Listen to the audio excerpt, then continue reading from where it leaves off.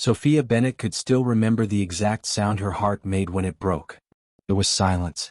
Not the cinematic shatter of glass, not a scream, not a slammed door. Just silence. A silence so deep that the world seemed to tilt on its axis, leaving her to gasp in air that no longer tasted like it belonged to her. She stood in the middle of the small cafe where she had worked for 3 years, holding her phone as if it had betrayed her just as cruelly as the man on the screen. The message was barely 2 sentences. It's over. I can't do this anymore.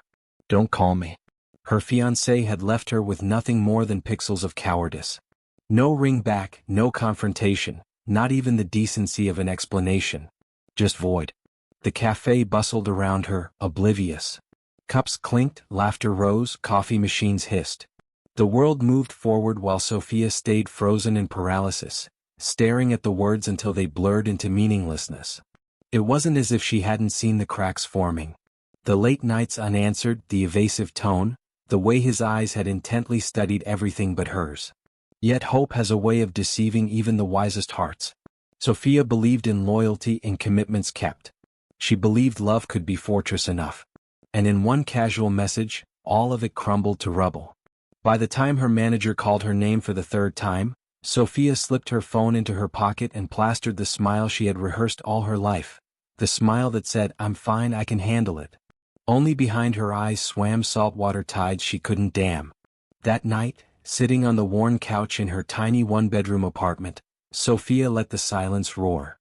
She stared at the bare wall across from her, her fingers playing idly with the promise ring he'd once given her. A cheap band plated to shine brighter than its worth. She wanted to hurl it across the room, to grind it into dust beneath her heel. But instead, she clutched it tighter until the metal bit into her skin. Because even broken hearts cling at least for a while. Her phone buzzed with messages from friends who'd heard what happened. "You're better off. He was never good enough anyway. You'll thank him one day." They meant well, but none of them had watched their future dissolve into smoke in a single afternoon. None of them knew what it felt like to sit among ruins while the rest of the world hummed with progress. Days folded into weeks. Sophia stacked extra shifts. She scrubbed counters until her knuckles bled, poured lattes until her wrists ached, forced herself to move without thinking, because thought led to memory and memory choked her. Her friends coaxed her out once or twice, but she never stayed long. Bars and laughter couldn't patch the hollow nothing inside her chest. She forgot what it felt like to belong in conversation, to feel skin flush with anything but humiliation. And yet, one night, rain spattered the city streets, streaking neon lights into rivulets of color. Sophia closed the cafe well past midnight, exhaustion heavy as wet wool on her shoulders. She slung her apron over her arm, locked the doors, and turned into the kind of storm that didn't ask permission. Umbrellas flipped. Puddles swallowed heels. She pressed forward with stubborn resistance until a car engine's growl cut across rain. It wasn't the clunky sputter of taxis she knew. The sound was too smooth, too commanding. She turned, shivering, rain clinging to her lashes, and saw it. A black luxury car idled at the curb, and through its misted windows she caught the faintest silhouette of a man inside. Calm, still, as if storms bowed around his presence rather than upon him. The door opened. For a split second Sophia's instinct screamed, "Walk faster, don't look." But her body disobeyed. She looked. And what she saw was a stranger with eyes carved from the kind of silence only power carried. Sharp suit, dark hair damp with the rain he hadn't flinched from, his jaw taut as if he were used to being tested by storms fiercer than this. His gaze swept over her, not lingering in hunger like men who whistled on sidewalks, not dismissive but curious. Calculating. "You'll ruin your shoes," he said simply, voice tailored low and smooth like the car itself. Her cheeks flushed. "They're already ruined." Something softened in the corner of his mouth, not quite a smile but the suggestion of one. He signaled for her to step closer. "Then don't ruin yourself as well. Come in. I'll take you wherever you're going." She blinked, half convinced this was some fever dream. Who was he? Why her? Still, every instinct screamed to keep walking. And yet, something heavier tugged her feet forward. Curiosity? Exhaustion? A strange magnetic pull from a man she'd never seen before? She leaned slightly toward the open door, catching the glimpse of plush leather, the warm sanctuary of space that seemed a world apart from the storm. For 1 second she hovered at the edge of decision. "No thank you," she murmured finally, her voice soft but firm. His eyes regarded her for a long heartbeat before he gave a faint nod, almost as if her refusal had solidified his respect rather than dented it. He gestured to his driver, and within seconds the car melted back into the darkness, swallowed by rain. Sophia exhaled shakily, clutching her jacket tighter around herself. But something about the man lingered, an indentation on her mind sharper than just another passerby. A stranger who seemed sculpted from another world. She never expected to see him again. But heartbreak, she would soon discover, was only the beginning of a story nobody believed she could survive.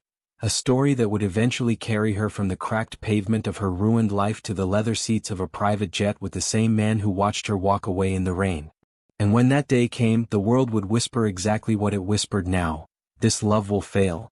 But Sophia Bennett was about to teach the world how wrong it was. 2 weeks passed. Sophia tried to bury the memory of the man in the black car. She folded it into the same mental drawer where she kept her ex's betrayal, her shame, her dreams she no longer dared take out. Life was safer when it was small, when the horizon shrank to work shifts and the hope of paying rent on time. But destiny refuses to stay folded.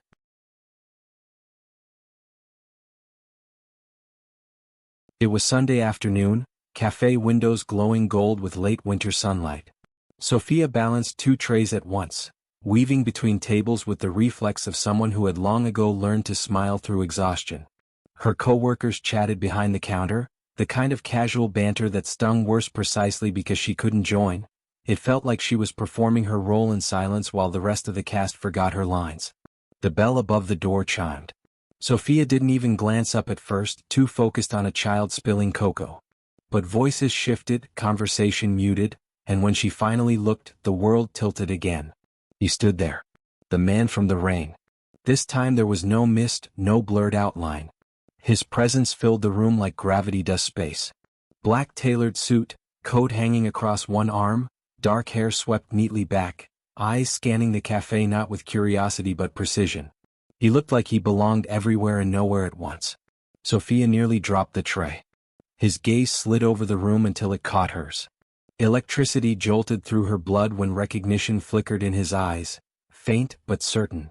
For a terrible second she wanted to flee into the back room, but before she could, he walked forward with the deliberate movements of someone who commanded space effortlessly. He stopped at the counter. Ordered a coffee, his tone calm, not indulgent. Then, before anyone else could react, he turned slightly toward her. "Your shoes survived after all." It took Sophia a heartbeat too long to process. "What?" "Your shoes. That night in the rain." There was something almost playful in his voice, buried beneath restraint. "I thought they were done for." Heat flared in her cheeks. She managed a tight laugh. "They've seen better days, but yes, they survived." Her coworker nearly dropped a cup behind the counter, eyes darting between them. Others in the cafe watched too, curiosity sharpening into awe. They could sense his difference, though none knew his name yet. He accepted his drink but didn't walk away. Instead, his eyes lingered on her like a question. "You didn't tell me your name." She froze. "I didn't think I'd see you again. And yet here we are." His lips curved faintly, the ghost of a smile. "So?" Sophia's throat tightened. She knew his type, or thought she did. Men who played every room like a chessboard, who collected things and people when they caught their fancy. But something steadier underpinned him. Silences heavier, choices deliberate. Against her instinct, she answered softly, "Sophia?" He nodded once as if filing it carefully. "I'm Alexander." The name slotted into her mind with weight. Not casual. Not given cheaply. Then a sound erupted near the entrance. A man's angry shout, sharp against the cafe's usual hum. Everyone turned.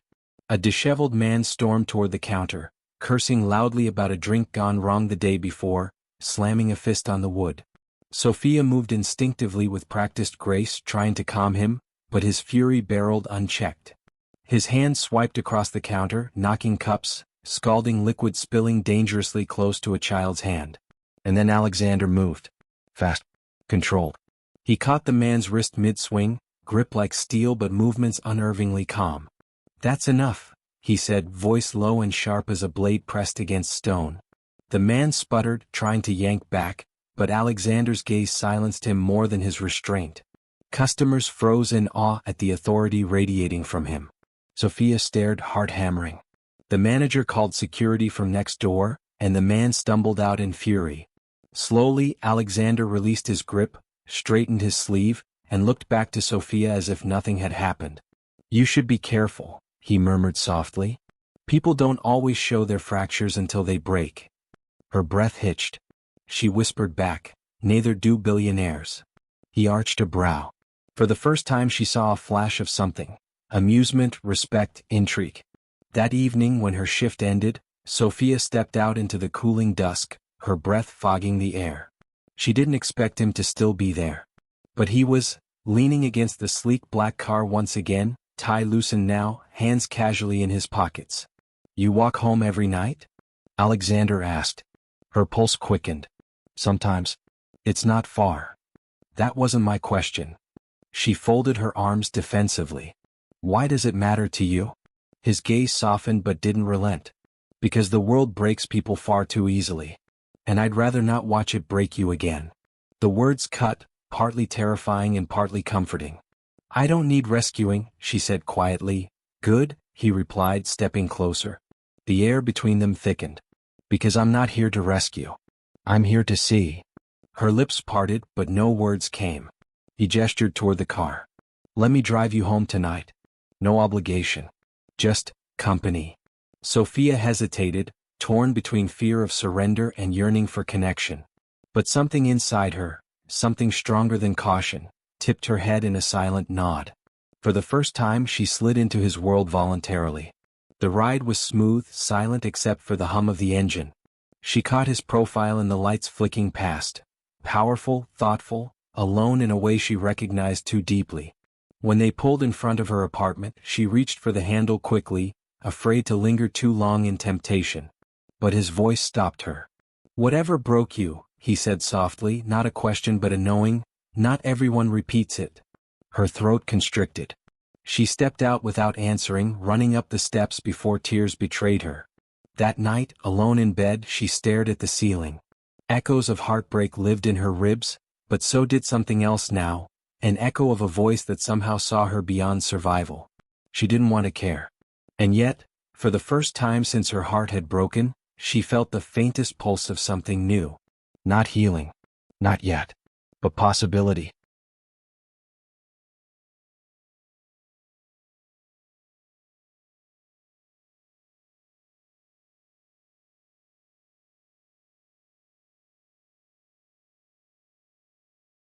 Sophia told herself she wouldn't see him again. She repeated it every morning, even aloud some days, as though sound alone could cement the lie into her reality. Men like Alexander weren't steady, they drifted in and out like storms, powerful and blinding, leaving wreckage in their wake. And hadn't she had enough wreckage already? But fate, or maybe something more deliberate, proved her wrong. 2 days after the ride, she arrived at the cafe for her shift, fumbling with her apron ties, when the manager intercepted her. "Sophia, table 3 asked for you specifically." She frowned. "Me? Why?" "Because apparently you make the best cappuccino in this whole city," the manager said with a smirk. And he insisted. Sophia's stomach dropped before she even turned. She already knew who it was. Alexander sat in the corner booth, away from most of the morning crowd, a newspaper folded neatly in front of him. His presence commanded the space without effort. Customers noticed him even if they didn't know why, eyes flicking toward him like compasses pulled against their will. When she approached, tray in hand, his eyes lifted from the newspaper and locked onto her. "Steady. Come. Too much." "What are you doing here?" she asked under her breath. "Coffee," he said simply, though his lips curved slightly before adding, "and to see you." Her cheeks burned.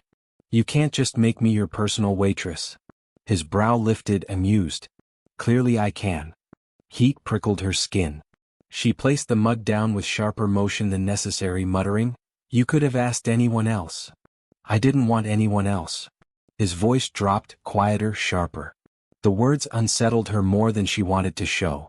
So she turned quickly, retreating, trying to lose herself in orders and dishes until her pulse slowed. But she felt his gaze lingering until he finally left hours later, leaving behind a business card she swore she wouldn't touch.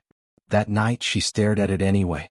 The thick cardstock carried only his name, Alexander Cole, and a phone number. No company, no title, just authority in every letter. She shoved it into a drawer, vowing never to dial. 3 days later she found herself dialing. It happened after another grueling shift when exhaustion made her long for silence. Instead, her ex had the cruelty to post photos online of his new girlfriend, their smiles weaponized, their captions smug. The hurt was raw, hot as brandy down her throat, and somehow that card surfaced in her hands like temptation made flesh. When he answered, his voice was smooth, expected, grounding. "Sophia. You remembered my name," she blurted before thinking. "Of course." A pause, then, "You sound off." She hesitated. "It's nothing. I'll be there in 20 minutes. "What?" "Wait." The line went dead. 21 minutes later, the black car pulled to the curb outside her apartment building. Sophia sighed at her own weakness but stepped in anyway. Alexander didn't demand explanations. Instead, he simply watched her for a long moment, then said, "You look tired. Let me change the scenery." The car drove them downtown, past glass towers gleaming like knives, ending at the entrance of a hotel so tall it seemed to scrape the city's stars. Sophia blinked at the gold-accented marble floors, the chandeliers dripping crystals like frozen rain, the doorman bowing as if Alexander's presence was command enough. "This isn't necessary," she whispered. "It is," he countered. "You don't heal in cages. You heal in skies."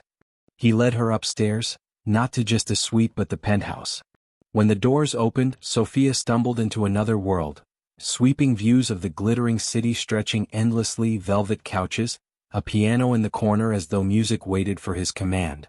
"It's obscene," she murmured under her breath. "It's mine," he replied calmly. She turned to him, torn between awe and anger. "How can you live like this while people scrape by, while I scrape by?" For the first time, a shadow crossed his eyes. "Because I scraped once too. And I swore I never would again." The confession hit her harder than luxury could. Beneath marble and wealth was a man carved from hunger and steel. For a brief second, she glimpsed the fracture behind his control. They shared wine, her fingers trembling as she took the glass, because the intimacy of sitting across velvet, his gaze heavy, felt more dangerous than the taste burning her throat. "You still haven't asked me why I keep finding you," he said, his voice like low thunder. "Because you're bored," she muttered. His lips curved faintly. "Try again." "Because you think I'm another game." "No," his answer cut sharp and immediate. "Because you were standing in the rain and you walked away from me." "Do you know how rare that is, Sophia? People don't walk away from me. They cling. They beg. But you refused." She went still. "That night," he continued, eyes narrowing, "you weren't a silhouette running for cover. You were defiance. That Sophia Bennett doesn't leave my mind." Her chest rose and fell too fast, panic merging dangerously with a pull she couldn't deny. "You don't know me." He leaned forward, words soft but pointed. "Then let me." She had no reply. When he finally drove her home again hours later, the silence in the car wasn't empty. It simmered, thick with questions unsaid. At her door he didn't ask to come inside. He only said, "This story isn't finished." She stood frozen in her small apartment long after he left, staring at cracked paint and worn carpet, her heart drumming. He was right. It wasn't finished. And terrifyingly, she realized she didn't want it to be. 4 days, Sophia tried to steady her heart by retreating into routine. Coffee. Just sleep. Repeat. But normalcy had begun to feel like a thin fabric unraveling faster than she could mend it. Every hour was shadowed by Alexander's words echoing in her mind. "You were defiance. That doesn't leave my mind." She told herself to forget, to keep him folded away with all the other dangerous feelings she didn't have room for. Yet her will wasn't as strong as it used to be. If heartbreak had taught her anything, it was how fragile walls could be. The force of his certainty collided hard with her self-doubt. She wanted to believe. She ached to let faith mend where heartbreak had once carved. But wounds whisper louder than promises sometimes, and hers screamed mercilessly. Later that night, as they dined with Alexander's business associates, The doubt clawed again. One man leaned across the table, a smile too tight. So, Sophia, how exactly does one go from pouring cappuccinos to this? His eyes flicked over the sparkling dress Alexander had draped her in as though it were borrowed armor. A woman snickered softly beside him. How long before the novelty wears off, Alexander? The table chuckled politely, but the contempt was anything but polite. Sophia shrank, her fork clattering softly against the plate. Alexander's gaze sharpened instantly. He set his glass down with deliberate force and said calmly, deadly, "Novelty wears off. Loyalty doesn't. Sophia's loyalty. She stays." Silence fell heavy, broken only by embarrassed coughs. And though vindication flared briefly in Sophia's chest, so did deeper realization. The war wasn't just whispers. It was public battles fought on her body like terrain. That evening back at the suite, she trembled in front of the window, tears biting. "They'll never accept me. No matter what you say, no matter how you defend me. They've already decided I don't belong." Alexander's reflection appeared behind her in the glass, steady as the skyline. "Then let them watch while we prove every word false." Her breath hitched. "And if we can't? Then we fail together," he said simply. The quiet power of his words undid her. For months, heartbreak had left her certain she was forgettable, replaceable, disposable. And here was a man who carved his empire into the earth, promising the opposite: permanence. Even failure with her was better than victory without her. Still doubt not. The next morning, Sophia received a message from her manager back home with clipped words. "Position filled. We couldn't keep holding it." Her heart sank. The cafe wasn't much, paltry wages, long hours. But it had been her anchor. Now even that thread was cut, her old life dissolving until nothing remained to hold on to.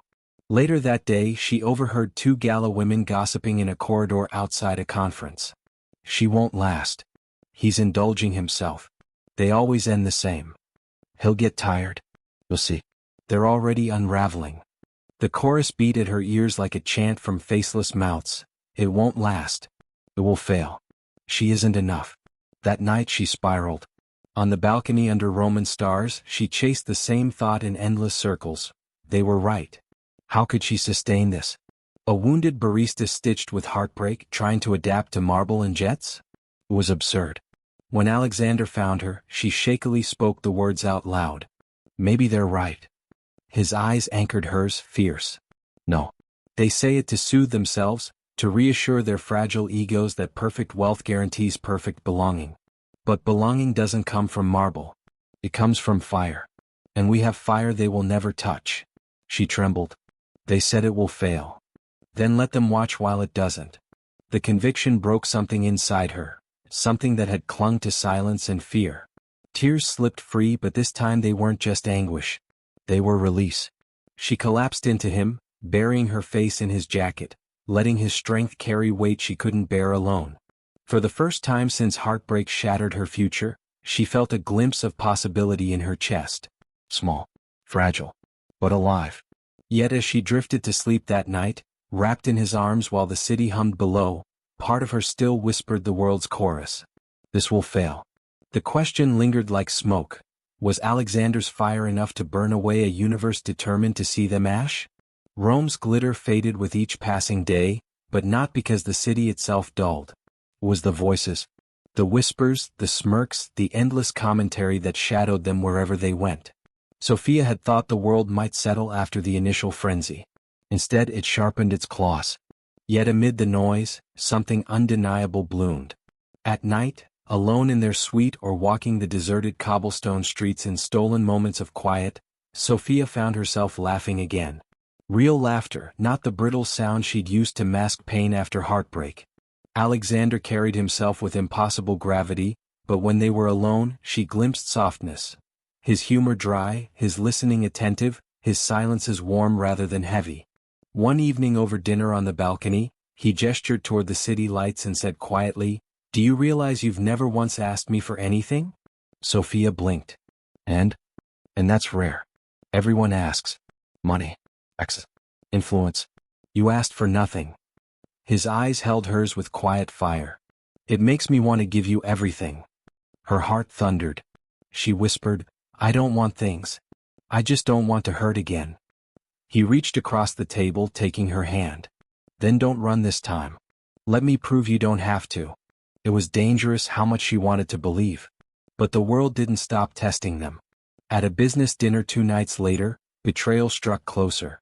One of Alexander's oldest associates, a man named Victor, raised his glass mid-toast and said, "To Alexander.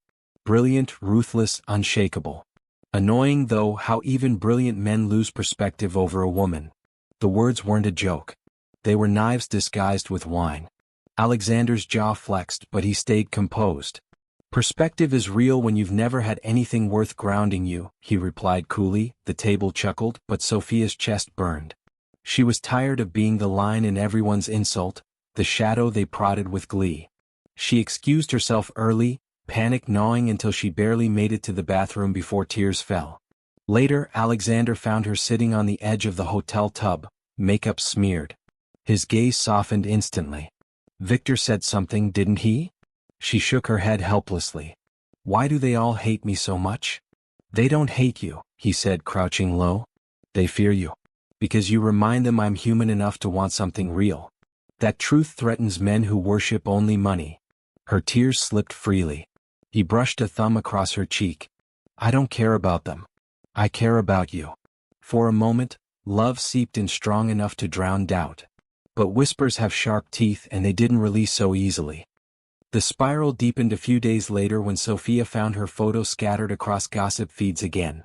Posted by someone inside the gala, captured in unflattering angles, captions cruel. "Not glamorous enough. Plain. Wrong world, wrong woman." The cruelty tore. She almost packed her suitcase that night. Almost called a cab to the airport to vanish before the break became permanent. But Alexander stopped her in the bedroom, his voice hoarse with something she'd never heard from him before: fear. "Don't you dare leave," he growled quietly. "Not like this. Don't let them chase you back into cages." Her hands trembled as she whispered, "I don't belong here." "You belong with me," he countered immediately. "This isn't about here or there. Just stop measuring yourself by their maps when you were never meant to walk their lines." His conviction was searing, too alive to ignore. Still, Sophia sobbed weakly, "They'll never stop saying it'll fail." He kissed her tear-streaked face, fiercely, reverently. "Then let's prove them wrong so loudly they choke on their own doubt." Her walls cracked further. Bit by bit, belief began to seep through, though the weight of the world pressed relentless. The following week, they flew on his jet again, this time to Paris. But the whispers followed. Hotels murmured. Paparazzi swarmed at every terminal. Sophia caught a headline through a boutique window: "She won't last another month." Anger rose in her chest this time instead of just despair. That night in Paris, she and Alexander walked by the Seine, city lights rippling across the water. She stopped suddenly, gripping the railing, voice fierce despite trembling. "Why keep me here, Alexander? You could have anyone who makes sense, anyone they'd approve of. Why me?" His steps halted, his stare locking onto her. And then with rare urgency he spoke. "Because you don't see it yet." "See what?" His gaze flared like fire struck at stone. "That you're the thing I was missing before I had everything. You call yourself ordinary, but I'd trade every diamond I own for the way you walked away from me that night in the rain. That defiance. That honesty. That's what I choose." Her heart stopped. She wanted to doubt, wanted to argue, but no words came. She only stared at him, chest convulsing with emotions she'd sworn she'd buried forever. When he pulled her into his arms on that bridge, the kiss that followed wasn't just passion. It was defiance against every voice around them. Against betrayal, against whispers. A promise sealed in fire: "We will not fail." They stayed pressed against each other until the city night blurred. But even in his arms, Sophia knew storms weren't over yet. Victor's betrayal, Olivia's whispers, the entire chorus of doubters. They hadn't played their last verses. Still, for the first time, Sophia felt something stronger than fear grip her chest. Maybe love wasn't about avoiding heartbreak. Maybe it was about daring to love loudly in a world desperate for you to stay small. Paris was supposed to be beautiful. For Sophia, however, it became suffocating. Every morning she woke to headlines tearing her apart. Paparazzi hounded the hotel entrances. Even the staff looked at her with a kind of polite disdain reserved for unwelcome intruders. By the fourth day, Sophia no longer pretended to be fine. She sat on the hotel's balcony, knees curled to her chest, as the Eiffel Tower loomed glittering across the skyline. Tourists snapped photos far below, their laughter floating upward, a cruel reminder of a freedom she no longer felt. She wasn't free, she was a cage others filled with their mocking voices. When Alexander returned from a meeting that evening, he found her exactly where he had left her hours earlier, hollow-eyed. "Sophia?" She didn't answer. He crouched beside her chair, gently lifting her chin. "Talk to me." Her lips trembled before words poured out like broken glass. "It's too much, Alexander. I can't. Every day they're ripping me apart. And you," her voice cracked. "You're losing everything because of me." His jaw tensed. "I'm not losing anything that matters." "You're wrong," she whispered. "They'll destroy your empire. And even if your money survives, your name is being dragged through the mud because of me. This isn't your fault." "Yes, it is," she snapped, tears hot now. "I am your weakest link." The words sliced through both of them. Silence stretched. Finally, he said, voice low but unshakable, "Then they will underestimate you the way they once underestimated me. And they will learn they were wrong." But Sophia shook her head. Belief was too far away. When heartbreak had once taught her to distrust promises, how could she place faith in the weight of his conviction? That night she didn't sleep. She lay stiff in bed while Alexander worked at his desk, phone calls stretching into the early hours. Whispers of betrayal had reached his company. Victor, the associate who had ridiculed Sophia weeks earlier, was spearheading a takeover attempt with outside competitors, leveraging public doubt to weaken Alexander's hold. At dawn, while the city stirred awake, Sophia overheard him. "Yes," Alexander said into his phone. His tone was ice. "So they want to bleed me dry, do they? Fine. But understand this. No matter what they strip, I won't sever her from my side. Try it, and I'll burn this entire house before I hand it to them." The line clicked dead.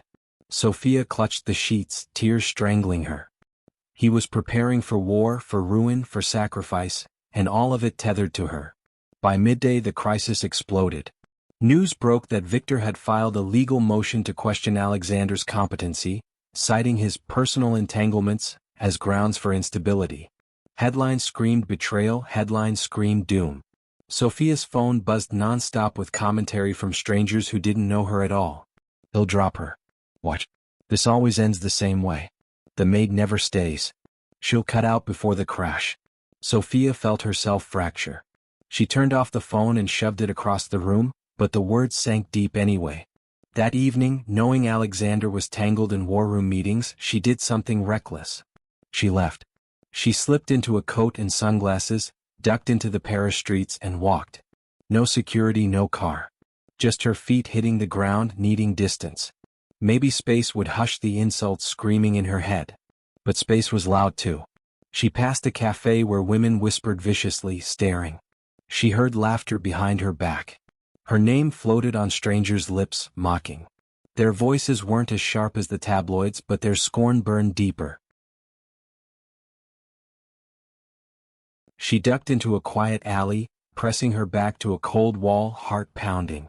For the first time since this whirlwind began, Sophia whispered aloud, the truth peeling her apart. "Maybe I should leave. Maybe that's the only way to save him." The words broke her further than heartbreak ever had. When she finally wandered back to the hotel, Alexander wasn't there. The suite was too vast, too silent, echoing her torment. She collapsed onto the bed, burying her face in her hands. Tears rained as she whispered to herself, "They were right. This will fail. I can't do this." She didn't notice the door open until his voice cut into the silence. "What will fail?" Sophia froze.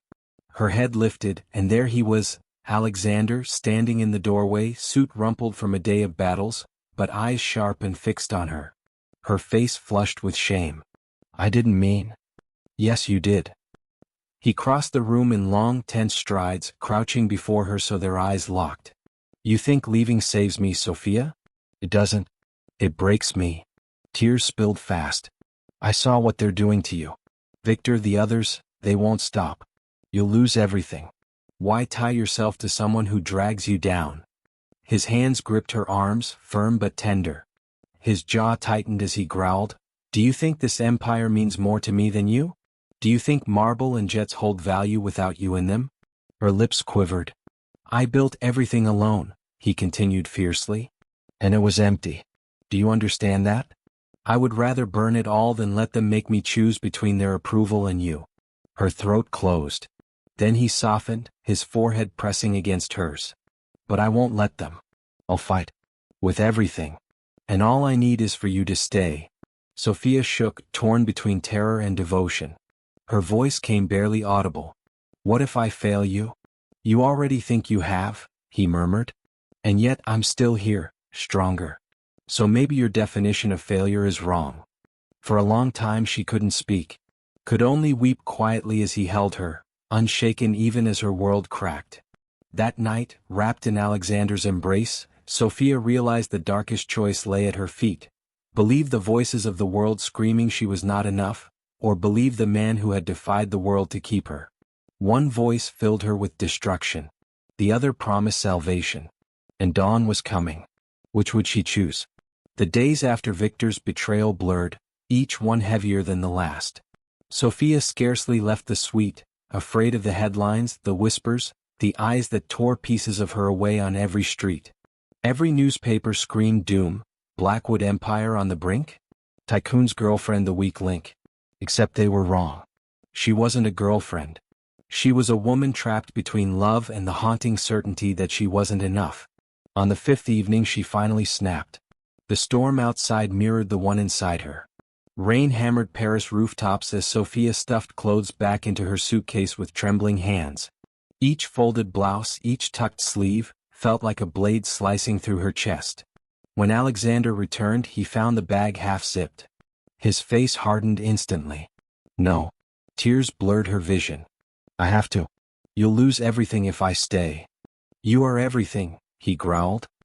He strode forward, snatching the suitcase from the bed and shoving it aside. "Don't you dare reduce yourself to an anchor choking me. You are wind, Sophia. Do you hear me? You are the skies keeping me above this storm." She shook, sobbing, clutching her arms around herself. "You don't understand. They won't stop until you're ruined. And every headline says I'm to blame. Maybe they're right. Maybe it's better if I disappear before I drag you under." His jaw clenched, his eyes blazing, but behind the fire was something rare, desperation. He rarely pleaded, but his voice cracked openly now. "Look at me." She forced her reddened eyes up. "I've fought wars in boardrooms. I've faced betrayal, ugliness, greed. I never flinched. But the only thing that terrifies me is losing you. Do you understand? I don't care if the world crumbles. Without you, none of it matters." Sophia's heart twisted painfully. She wanted to believe, but love had failed her before. Promises dissolved into silence once already. Why should this time be different? She whispered broken. "What if you regret me later? What if they're right, that this love is too fragile, too impossible to survive?" Alexander exhaled sharply, and then in a move she could never have expected, he stepped back, pulled out his phone and dialed. His tone to the person on the other end was clipped, commanding. "Finalize it. Effective immediately. Do it now." He hung up and turned back. Sophia blinked, confusion tangled with panic. "What did you just do?" His voice was steady. "I just walked away from the Victor contract." Her breath caught. "But, that's billions. That deal was poison," he finished flatly. "They thought they could corner me into a choice between profit and you. I chose you." Her chest heaved, tears spilling new and violent. "You can't just, Alex, that's everything you built." His stare held hers, unbending. "I built it once. I can build again. Money returns, structures rise, contracts renew. But you, Sophia? You don't return when you walk away. I will not gamble with forever." Her sob shook through her body and she collapsed into him, trembling in his arms. "Why? Why risk so much for me?" His hand cradled the back of her head, voice breaking softer now.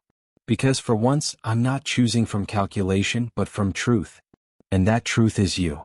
They stood there, silence stitched only by rain outside, her tears soaking into his shirt. He kissed the top of her damp hair, murmuring, "Let them say it will fail. Let them scream. My actions will speak louder. This is the only empire that matters. Us. Her suitcase lay abandoned, half-sipped, forgotten. Slowly she realized, this man had just risked what the whole world worshipped for something only he and she could touch. And for the first time since betrayal shredded her life months ago, Sophia thought maybe she wasn't doomed to repeat heartbreak.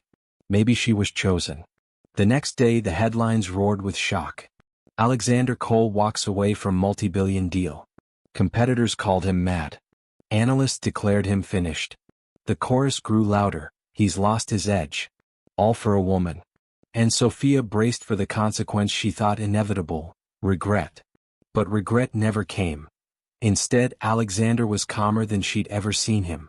They flew back on his jet to London for meetings, and though whispers and venom still followed, his silence was steady, his grip on her hand unyielding.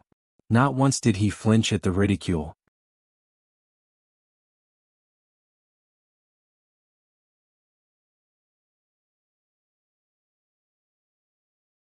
That evening at his glass-walled office, he pulled her close and whispered against her hair, "You see now? Their voices don't decide me. My choices do. And I choose you again. Always again." Sophia's breath caught. For the first time, belief flickered inside her like flame refusing to die. And she whispered back, fragile but real, "Then maybe I can believe this doesn't have to fail." His lips brushed hers in answer, soft yet certain. But beyond the office windows, the war was not finished. Victor wasn't done, and the chorus outside still screamed for them to collapse. Sophia knew one last storm was coming. But maybe this time she was ready to face it with him in the light, not in silence. Sophia never imagined she'd walk into battle dressed in designer silk. Yet that was exactly how it felt when she stood beside Alexander in the grand boardroom of Hale Tower, staring down the very people who had decided their love was doomed before it began. Victor sat smug at the far end of the long table, his smirk sharpened for war. Around him, other associates whispered, papers clutched like weapons, rumors slicing the air. To them, Sophia was still the weak link, the reason Alexander had hesitated, sacrificed profit, tarnished his image. And she knew what they expected, that she'd cower in silence, shrink into the background, give them the satisfaction of confirming their prophecy. But she was done with silence. Before Alexander spoke, Sophia stepped forward. Her pulse hammered like thunder, but for once it no longer drowned her. She drew in breath and let the words come. "You keep calling me his downfall," she said, voice shaking but steadying with every syllable. "You accuse him of losing control. You laugh at the idea that we'll last. But do you know what's really failing here?" Eyes widened, voices stilled. The weight of her voice echoed across marble walls. "What's failing," Sophia said fiercely, "is your understanding of what strength is. You think fortune lies in numbers on a page, in contracts signed in ink and glass towers built to scrape skies. But strength, it's standing with someone even when the world screams you shouldn't. It's choosing again and again when doubt claws from every corner." Her throat tightened, but she pressed on, her voice rising. "I was broken once. I thought heartbreak ended me. But love isn't weakness. It remade me. And if you want to see failure, look to yourselves, so convinced that only shallow approval counts for success. You were wrong about him then, and you're wrong about us now." When she finished, silence thundered harsher than applause. Alexander's gaze burned steady on her, pride uncontained. Then he turned on Victor with the merciless fire only he could carry. "You hear her," Alexander said, his tone deadly calm. "Loyalty isn't liability. Commitment isn't distraction. And if you can't stomach that truth, then you don't deserve a seat at my table." Victor sneered, but cracks jagged his expression. Alexander leaned forward, one hand pressed on the polished surface of the table. "I walked away from billions on principle. Do you think I won't walk away from you? You want me gone? Vote it. Put your power where your mouths are." The challenge rang. But when the moment came, most lowered their heads, their thirst for profit outweighed by fear of the man who refused to bend. Even those who doubted dared not join Victor's rebellion. They knew with stunning clarity what Sophia was only just beginning to understand. Alexander wasn't weaker because of her. He was unbreakable because with her, his empire finally had something more than cold marble to stand on. Victor's face soured as he realized his coup had failed. His chair scraped harshly as he stormed out. And just like that, the war was done. Later that night on the tarmac, Sophia stood again before the sleek silver jet under a velvet black sky. The plane gleamed as though reflecting the triumph she still couldn't believe was real. She wrapped her arms around herself, trembling, not with fear now but with adrenaline too fresh to subside. Alexander walked toward her, jacket draped across his arm, tie discarded from the long fight. He looked exhausted, but his eyes, when they found hers, carried only warmth. "You silenced them," he said softly, stopping just close enough that his presence enveloped her. Sophia shook her head. "No. We silenced them." "Correction," he murmured, lips curving faintly. "You silenced them." With words truer than I could ever say. Her heart swelled with something that felt frightening and freeing all at once. "I was terrified." "And still you stood," he said simply. She smiled faintly, tears threatening the edges of her vision.